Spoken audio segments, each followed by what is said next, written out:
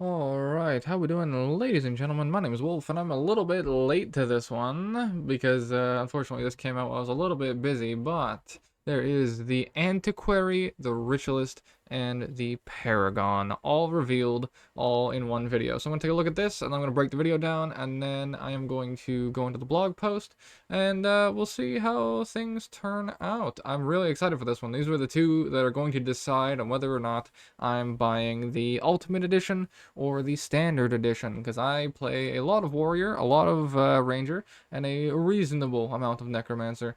A little less thief these days, but I'm really excited for Paragon. So going into this, before we go in, I assume Ritualist is going to basically use shades in a just like the Scourge does, but instead it's gonna be like Pain, Union, what are the other fucking spirits? Suffering, Revival, any of those sorts of spirits from Guild Wars 1. And then Paragon, I think is going to probably get like a Bladesworn F1 kit that puts a shield on their arm, because if they do that, then you can do the shield on your left arm, and then you can do like the spear on the other hand, which would be kind of weird with like greatsword and hammer and all that, but I have overall absolutely no idea what this is going to look like, so should be interesting. And then I think Antiquary might get a script pet. So let's run it, shall we? First impressions, haven't seen anything, made sure I didn't watch anyone else's videos. So Rich with history, Tyria is filled with artifacts and remnants of the past, all ripe for the picking. A collector of sorts, the Antiquary has a certain set of skills to give them the upper hand, and maybe make a profit. Send a script to pilfer an opponent. Stealing random artifacts. Oh, you can steal at range. Can be a valuable skill. Okay. Will you rock out to confuse your opponent? Will you leap up and bring the hammer down? Or let a dancer taunt your enemies? Whatever artifacts you manage to steal or borrow, a good antiquary will always find a good use for their plunder. Long practiced in camp. Okay, that caught me off guard. The fucking guitar? Okay. That didn't really show much, but the rifle showcase is still weird to me. Not gonna lie, because that goes against their general, like, vicinity. I don't know why they didn't use a pistol as well, if they were going for the Indiana Jones vibe. They could have used, like, pistol dagger or pistol even, and then it would have fit the vibe of the character even more. So that's an interesting one. Being able to steal at range is definitely a cool concept. So it's not a script pet in that case then. But then those are different stolen abilities, I guess. So yeah, range, steal, and a bunch of new stolen abilities. Interesting. I'll look back at that in a bit. Ritualists summon forth spirits from Oh, it's the old armor. Granting boons and sowing chaos on the battlefield. Come on, be good. Shroud Be yourself good. with the ritual knowledge of the past. Oh. Summon spirits to aid you in battle. Mark an enemy, seal their fate. The spirit of anguish will send volley after volley to deal increased damage to them. Okay, that does look pretty dope. Enemies with the spirit of wanderlust, as it slams the ground, knocking your enemies to the ground. And as your allies fight beside you, oh, you can summon multiple, sick. And heal their wounds with the spirit of preservation. Oh, they're summon different spirits, and channel okay. otherworldly entities. Oh, you can summon ritualist, 3 of them! You Okay, will that's gain dope. a deeper understanding for the spirits of Tyria. Their chants echo across... Okay, I take it back. I didn't like the shroud mechanic, but I think they're doing the shroud as like 1, 2, 3, 4, or no, well, it'd be 2, 3, 4, 5 is like you just drop spirits and then you go in and out of shroud rather than doing it as like a shade mechanic. So, okay. That is the closest you can get to Guild Wars 1 Ritualist. You just drop all your fucking shades and everything dies. So yeah, that's pretty fitting. You can play that coupled with 9 minions or 11 minions with the bone minions. Oh my god, it's gonna be fun. The sands of Alona. He's got a spear. Friend and foe alike. The Paragons are pillars of protection, channeling their adrenaline to bolster their allies and demoralize their enemies. Let your voice ring out as you support and bolster your allies around you. Protect them with a barrier to help them defend against oncoming attacks, absorbing damage meant for allies for a short time. The spear Chant of freedom ricochets. to break, stun, and give your allies a speed bonus. Okay, they got chance. As a Paragon, you seek to protect The your wings. allies and motivate them to break through their limitations, to fight onward. Be the voice that stirs inspiration as it echoes across the desert sands. Okay, okay, okay, okay. Could have been better, could have been worse. But then again, it might also just be that the trailer is kind of lackluster. Don't know why they picked Norn, don't know why they used a rifle. The Ritualist one definitely sold me the most, for sure. Because, yeah, that's Guild Wars 1 Ritualist, basically. So they really did well on that one. It looks like all of the spirits, every single one that you summon, does a attack of sorts. I'm going to mute this now while I replay it. So, yeah, it looks like all of the spirits of sorts, like, do something. So one of them slams, one of them, they said, one slams, one supports, but then all of them fire off. Like, those are all different ones, right? You can see by the icon on the back of them. So each one does a different thing, unless it just summons with a different, like randomized option or what have you, right? This could all be an anguish one, but the back piece is different for a little bit of variance. But yeah, I mean, Ritualist looks dope. That genuinely is the winner for me so far. For sure. Paragon is what I was looking forward to, and the wings are pretty sick. That is pretty fucking dope. I love that. That is the alt, I'm guessing, which gives everyone barrier. So that's pretty sick. And then Chance combined with, there's already shouts baked into the warrior for sure. And it looks like the spear doesn't ricochet, but I did see that if you use the spear auto right here, I think it is. I don't know, it's farther back here. So throws the spear, and then there's one clip in here where the spear ricochets. Is it here? Which the spear doesn't ricochet normally. We'll let this run. We can see. Yeah, you can see it bounces to the two enemies there, which is a unique spear modifier, I'm assuming. There you go. Exactly. Hits one, bounces to the second one. So I'm going to guess that there is a spear modifier within the trait line that makes it so the spear bounces to a different target. So that's pretty sick. Big fan of that. A little unfortunate they didn't do like a thing with a shield or what have you for Paragons from Guild Wars 1, but I mean, you work with what you get, and honestly, I'll take it either way. But, yeah, I mean, they got the Paragon wings, they got the Ritualist multi-spirits. The thing I'm hoping for now is, what is it? SOS. Signet of Souls, where you can just snap, like, all of the, all the spirits on top of you, all in one go. That'd be pretty sick. Imagine getting mobbed in World versus World, and this guy just drops 4 spirits on top of you, and you fucking melt. Yeah, that wouldn't surprise me.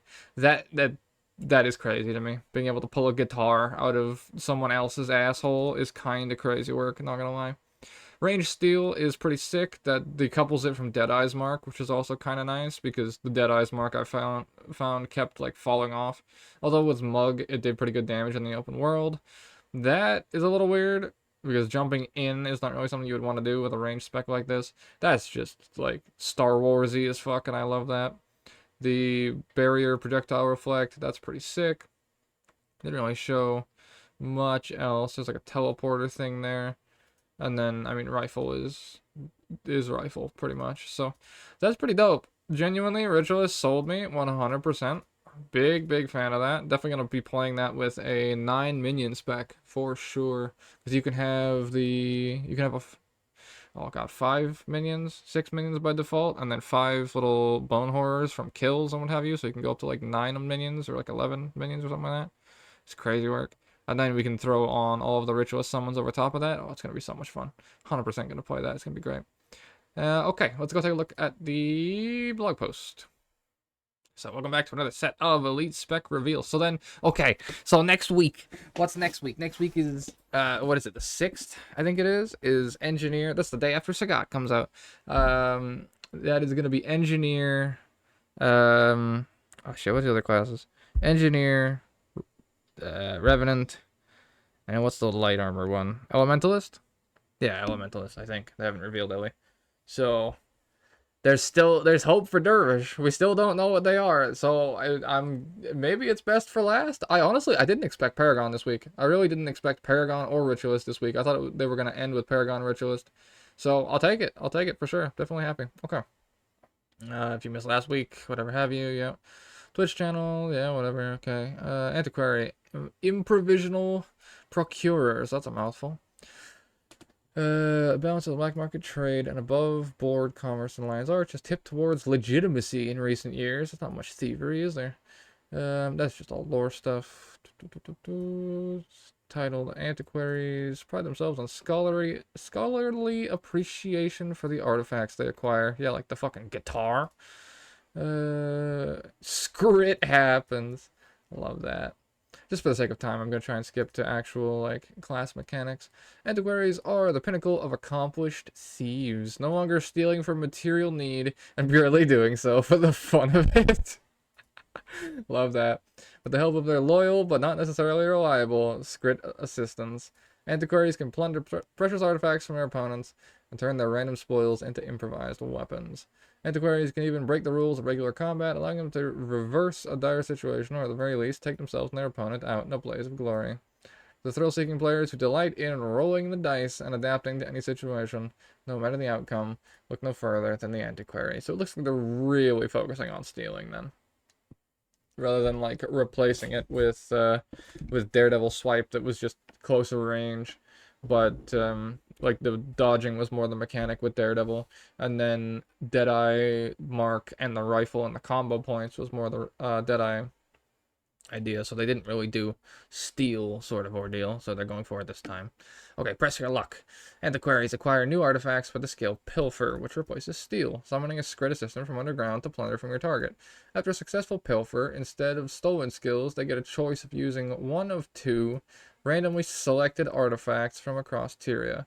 These artifacts range from a Cryptus turret that fires automatically at nearby enemies, to a Chak organ that produces a shield, protecting you from the incoming projectiles. Okay, we saw that one. We didn't see the turret.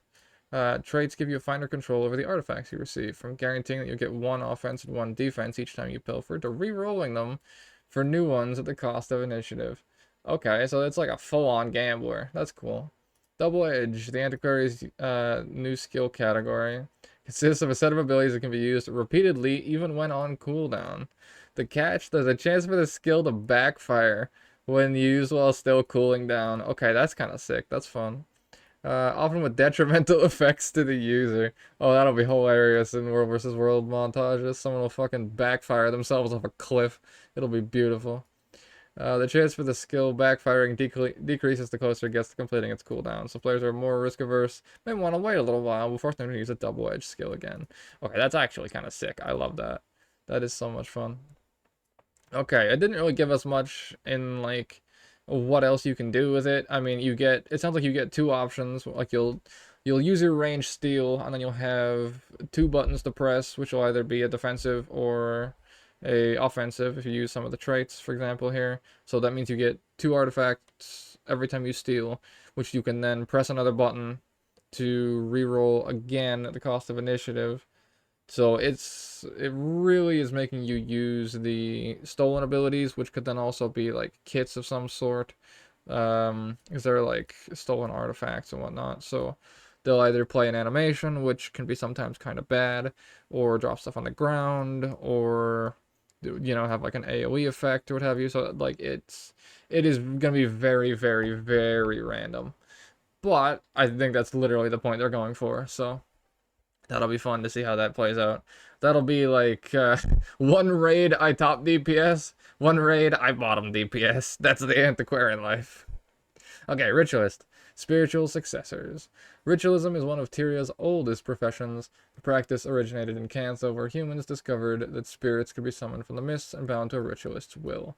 In this practice, this was traditionally done as a respectful partnership between ritualists and ancestral spirits. But as the speaker's influence spread in the recent years, so did their hastily adopted methods of forcefully binding spirits. Necromancy and ritualism has long been considered separate disciplines, but as open hostility between the speakers and Jade Brotherhood cools and Kanto becomes one of Tyria's Tyrian Alliance's strongest pillars. Ritualists will form ties with necromantic communities across Central Tyria, Elona, and beyond. Ritualism will gain new practitioners, networks of political support, and shared resources will ensure that responsible traditions are favored over cruel shortcuts to power. They're still necromancers, I highly doubt that. Preserving a legacy. As you might expect, the Ritualist draws heavy inspiration from its Guild Wars counterpart. We'll go into more detail during this Friday's live stream, but our design goal was to capture the key elements of the profession and translate them into Guild Wars 2. To achieve that, we started with spirits. Depending on their skill and trait selection, we expect Ritualists will be able to specialize into more support or aggressive power-focused builds. Fuck yeah. Spirits will be summoned while it's in a Ritualist Shroud, and the Ritualist will gain access to weapon spells as their utility type. To weapon spells as their utility. Okay, that's an interesting line. Sure. Those who aren't familiar with weapon spells from Guild Wars, they're sure. Oh my god, are we getting Splinter Weapon? Are we getting Splinter Weapon back? There's no fucking way. There's no way. Oh, that is crazy work. Are you gonna be able to Splinter Weapon Barrage all over again? Oh, that's gonna be fun. Oh, I'm gonna need to find a Necro Duo or something just to see if that works. Oh, that's gonna be so sick. Oh man, if they ever add multi-classing, I know how to do it too. I might do a video on how to make multi-classing work in Guild Wars 2. We'll see. That's a ways down the line though. But god, I'm hype as fuck now. Okay, for those who aren't familiar with weapon skills from Guild Wars, they're shareable beneficial effects with similarities to stances and venoms. Some are applied for specific duration, and others are applied as stacks. But weapon spells were ally targeted skills. In Guild Wars 2, they behave a bit differently.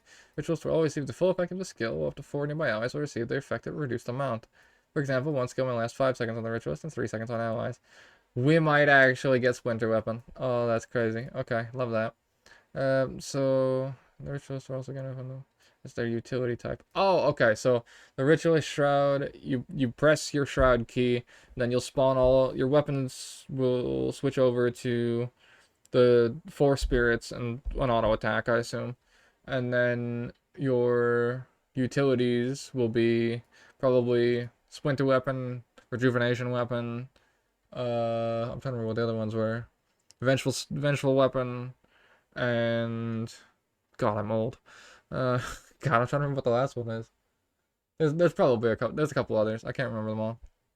But yeah, those are probably gonna be some of them anyways. Vengeful will lifesteal. Splinter will do like AoE damage. Regenerative Weapon will heal you, or grant you like constant pulsing regeneration. We'll see what they decide to do. But I'm just a big fan of the possibility of that. Anguish, Wanderlust, and Preservation. Honestly, close enough. I expected Pain, Union, Pain, Union, and God, it could have been anything. But honestly, pretty much sounds like they're doing the same thing. The Ritualist Shroud behaves similarly to the Necromancers. It's fueled by life force, and damage taken drains the life force pool. Once life force is fully drained, the player will exit the Shroud. Okay, does it say the damage taken drains the life pool or life force pool? Does that count as like just a literal Necro Shroud still? Like it gives you a second health bar or no? Because it doesn't give you a second health bar in Harbinger Shroud, right? But it still does the same thing. You still get clapped that way. So, we'll see. Inside the Ritualist Shroud, Ritualists will have access to 3 skills that summon spirits. Anguish, Wanderlust, and Preservation. Okay, so you only get 3 spirits then. Each of these skills has an initial effect activated by the Ritualist, after which the spirit will appear. When a spirit summoned, it performs a powerful attack before lingering in a more passive state. During that time, the spirit will periodically attack nearby enemies, the same as Guild Wars 1. These attacks can be focused on a specific enemy by targeting the enemy with the Shroud's basic attack. Oh, literally, it's point, and then all the spirits attack? Oh, that's dope as fuck. Oh, that's sick as fuck. Okay, otherwise the spirits will simply attack an enemy that's in range.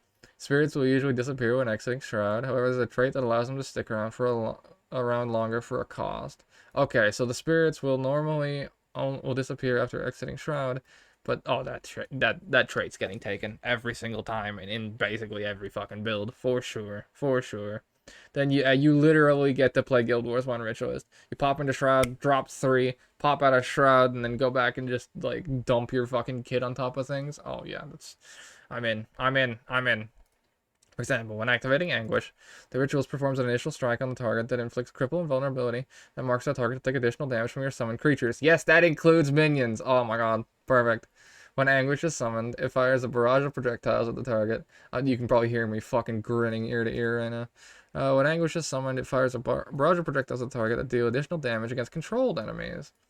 And for each condition on the enemy. They didn't even... they don't say what preservation does? Okay, there's a lot more to uncover about the Ritualist Shroud, as well as some other trade interactions and weapon spell utilities. So be sure to tune in to the stream on Friday. It's Thursday today, so tomorrow, it's gonna be so good. Oh fuck, it's gonna be good. It's gonna be dope as shit. Okay, Paragon.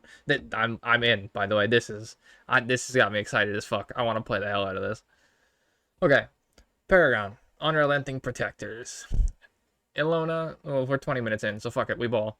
Ilona, land of the golden sun, an opulent dynasty and tribune of nations scarred by war, pestilence, and the machinations of divines and dragons over the centuries. In times of crisis, the nations of Ilona could count on its most steadfast and inspiring of warriors, the Paragons, to serve as an unyielding phalanx against their foes without and within. In the past, these spear and shield wielding fighters were a favored specialization among the storied Sun Spears. However, the practice faded into obscurity after the second coming of Palawa Joko, who saw the Sun Spears summarily crushed and twisted into the Mordant Crescent. The inheritors of the practice eventually re-emerged in the years following Joko's demise. Today, Paragons are still known for conjuring golden ethereal wings and shouting bolstering chants and commands to empower their allies and demoralize their enemies, hoping to expand this tradition beyond Ilona.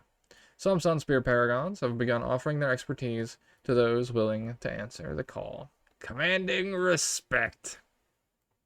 The Paragon is a staple pillar of Guild Wars 2 lore, and its elite specialization carries on the tradition of its original iteration.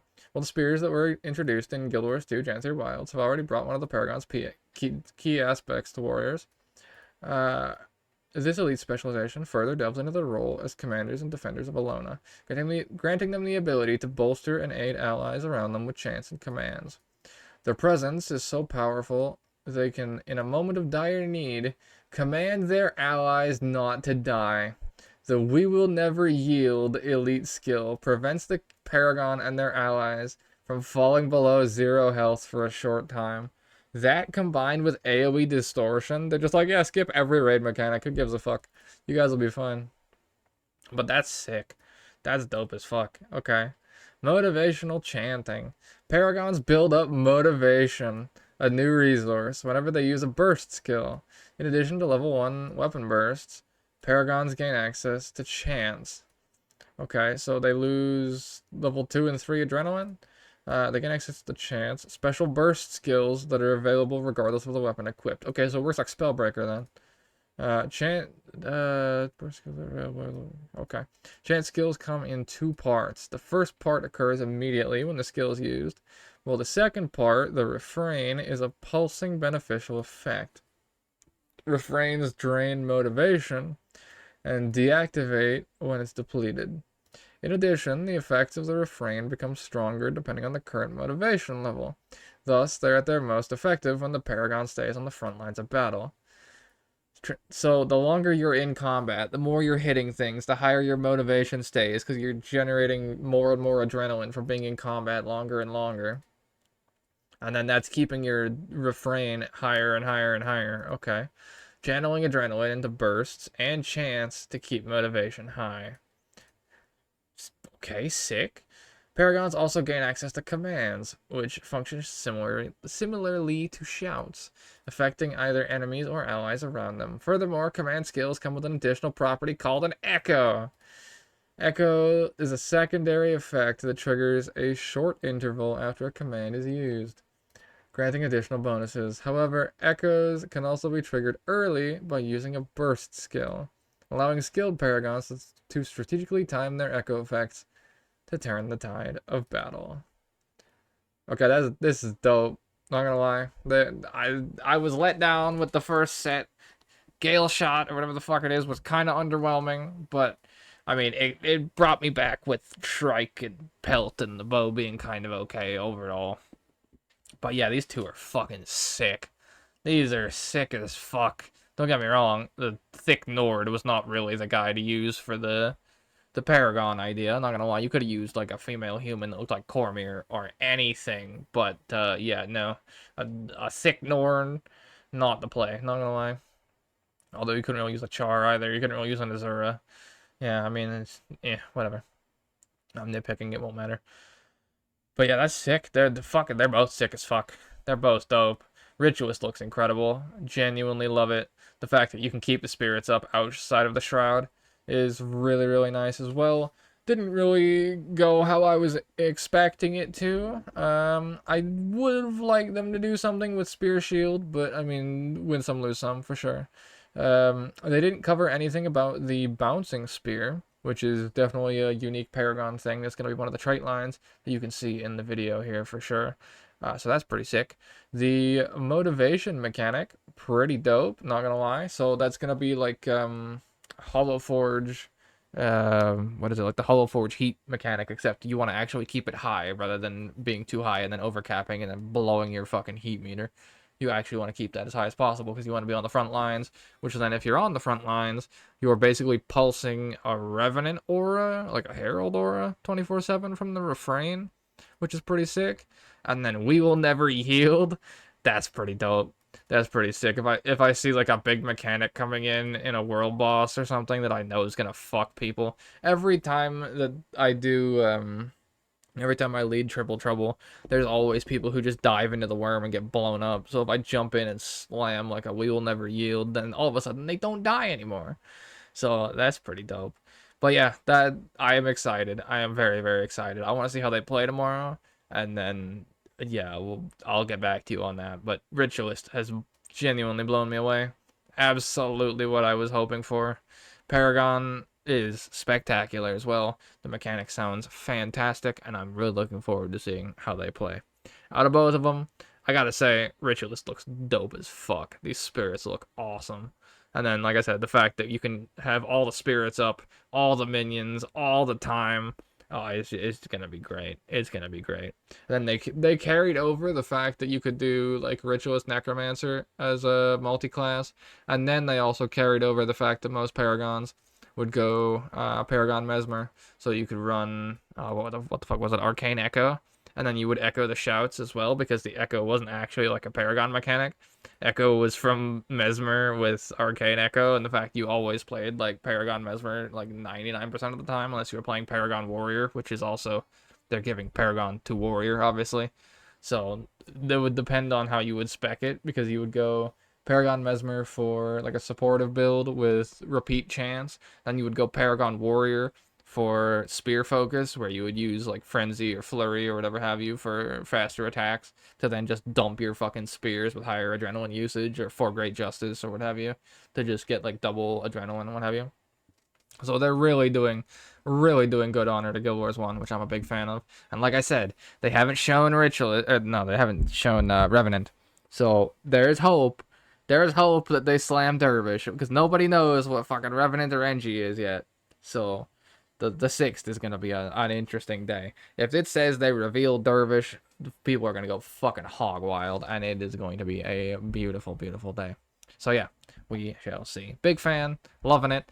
Genuinely got me back on board. Genuinely interested. They did both of these exceptionally well. Looking forward to seeing how it plays tomorrow.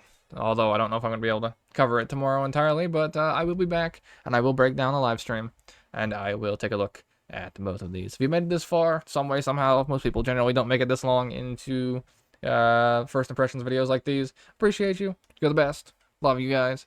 And yeah, that's going to bring us to the end of this video. Thank you for listening, and I shall see you in the next one. Take care.